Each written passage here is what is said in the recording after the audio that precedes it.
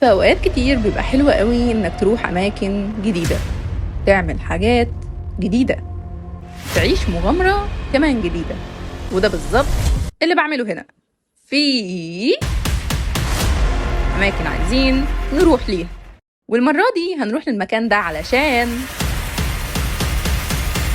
نركب خيل. يلا بينا نبدأ الرحلة، وأكيد هنبدأ بيه.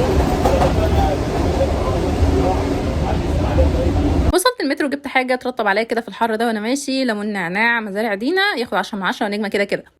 وقعدت شويتين 3 في المترو، وبعدين نزلت محطة الجيزة علشان اركب المواصلة اللي بعد كده. وكواحد بيبانك لما بيروح مكان جديد، الموضوع ما كانش فيه اي مشاكل، ووصلت زي الوصف بالظبط. ولقيت دي كده قدامي، والوهلة حسيت انها اشارة. وهنا كنت تقريبا خلاص وصلت للمكان. وبصوا لقيت ايه اول ما وصلت؟ كالعادة بتصاحب على القطط اول ما اوصل اي مكان. ومعلومة خدوها مني وما تدوروش ورايا، القطط البرتقاني شريرين جدا بس في منتهى الطيبة. وسبت قطوطي البرتقاني شويه، وبدات بقى اصور المكان نفسه. وبصوا شكل الحصنه، يا نهار ابيض، كاول مره اشوفهم بجد، احساس تحفه. وخلوني اكلمكم شويه عن المكان ذات نفسه. الاسطبل موجود في نزله السمان، بيكون موجود فيه الخيل زي ما انتم شايفين. بيكون فيه زي كورس كده بيتكون من كذا سيشن للناس اللي اول مره تركب خيل وعايزه تنمي الهوايه دي عندها، او ممكن حتى سيشن تطلعوها كده مره واحده او كل كام فتره مره. واكيد الاكيد بيكون معاكم ناس خبره اصلا في ركوب الخيل عشان يدربوكم كويس من ستاليون رايدز. وبيكون في مواعيد معينه للطلعات، واللي عجبني قوي في الموضوع بقى ان بيكون في طلعات مخصصه للبنات بس. واستنوا شويه وهتعرفوا تفاصيل اكتر عن الموضوع. المهم قعدت اتمشى بقى في المكان، والخيل كله بجد كان شكلهم تحفه، بغض النظر ان هم كانوا عايزين يعضوني، بس يعني كانوا بجد جمال. بس ما تزعلش، ما تزعلش او ما تزعليش. وهنا كنت بعمل دين مع الحصان ان بص هطبطب عليك بس ما تعضنيش، يعني بجد ثقه مليون من 100. بس عند نقطه معينه حسيت ان احنا بقينا اصحاب خلاص.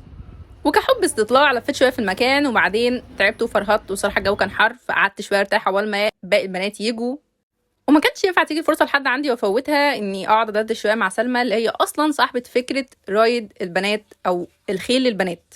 بداتي تعلمي خيل من امتى؟ يعني بعد شهرين من ركوبي مثلا بدأ ان بنات تكلمني، فبقيت اجمعهم عشان طبعا مش هنزل كل يوم او على حسب البنت دي بنسيبها ميعاد ايه او كده. ف على حسب مواعيد البنات. بنحدد مثلا يوم او 2 في الاسبوع، بقيت بنزل بقى وبالناس اللي بتكلمني فيه. بعد كده بقيت ماسكه البيج مع كابتن اسلام، وكنت عامله جروب على الواتساب للبنات. فلا في عادي استلمان دلوقتي مؤخرا بقى فيها كباتن بينزلوا فيها، بنقدم بقى معامله كويسه، خدمه كويسه، تصوير كويس. زمان ما كانش في فكره التصوير دي، يعني طالعه ترند، يعني فكره ان حد اصلا يصورك وهو كمان على خيل بالظبط، فدي اصلا بتشد البنات. يا نهار ابيض، فبس بتشد جدا. يعني مؤخرا بقت تتعمل، يعني الناس بتدور على المكان اللي بيصور بطريقه كويسه بثبات كويس. الاول كان اعتمادي كله على كابتن اسلام، هو اللي بيصور، هو اللي بيصورني دايما. بس انا هو برضو علمني ازاي ان انا استخدم الموبايل واصور من على حد الخيل. تاني راكب. فمره مع مره بقى عندي برضو ثبات وانا بصور على الخيل. وبركة حتى لما اتخرجت يعني عادي فكرت برضو ان انا هكمل برضو العاب بنات. لو لقيت انا اصلا بدرس ياباني، فطبعا قلت عادي ممكن برضو اعمل نفس طلعه او 2 في الاسبوع وانا بشتغل بقى شغلانه ليها علاقه باليابان. شايفه الموضوع ممكن يتطور ازاي؟ السياحه قلت ادمج الخيل مع فكره السياحه، وان انا اجيب يابانيين وانا اللي اشرح لهم بالياباني. الموضوع ماشيه فيه. بس كلمت حد وبس قال لي انت برضه كمنتقبه مش هينفع انت تشتغلي في الارشاد، بس هيبقى انا بجيب لك الناس، يعني هتعامل مع المرشد زي جزء من مثلا هو بيعمل تور، فيبقى جزء منها ان هم يجوا. طبعا انا عندي عشان اعرف طبعا اشرح بالياباني لليابانيين. فدي مش هتبقى مشكله ان هو يركب بالظبط. فكل اللي انا هعمله ان انا هشرح، هو هيجيبهم، انا هشرح بعيد بقى. لا بجد يعني انا متشوق للنقطه دي. بعد شويه الدردشه دول كان لازم بقى نبدا نتحرك، وشوفوني وانا بطلع على الخيل.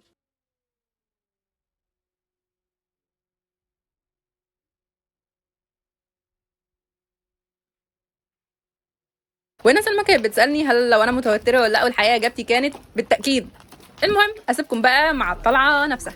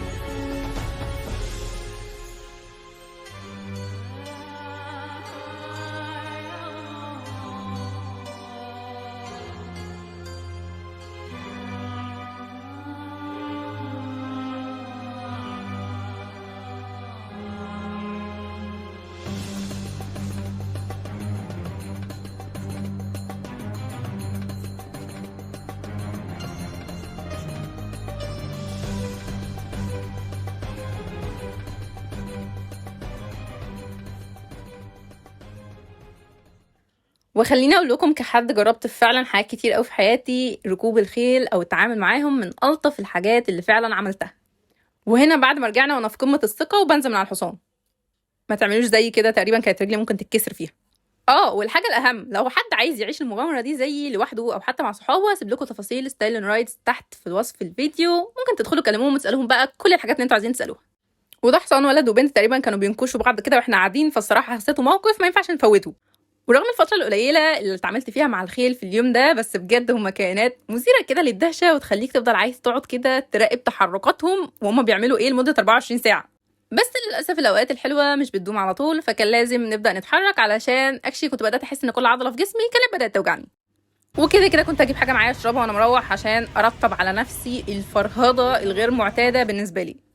والمترو اوريدي كان وصل وقعدنا كتير قوي.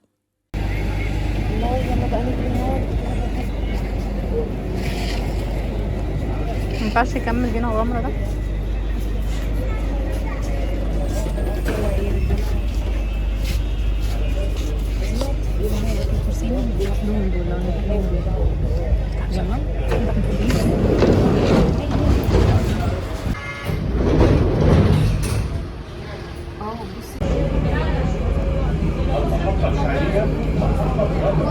وهنا كنت بتاكد ان انا لسه كائن حي يقدر يعمل كده بايده، ورغم متعه اليوم اجمد احساس لما برجع تاني البيت.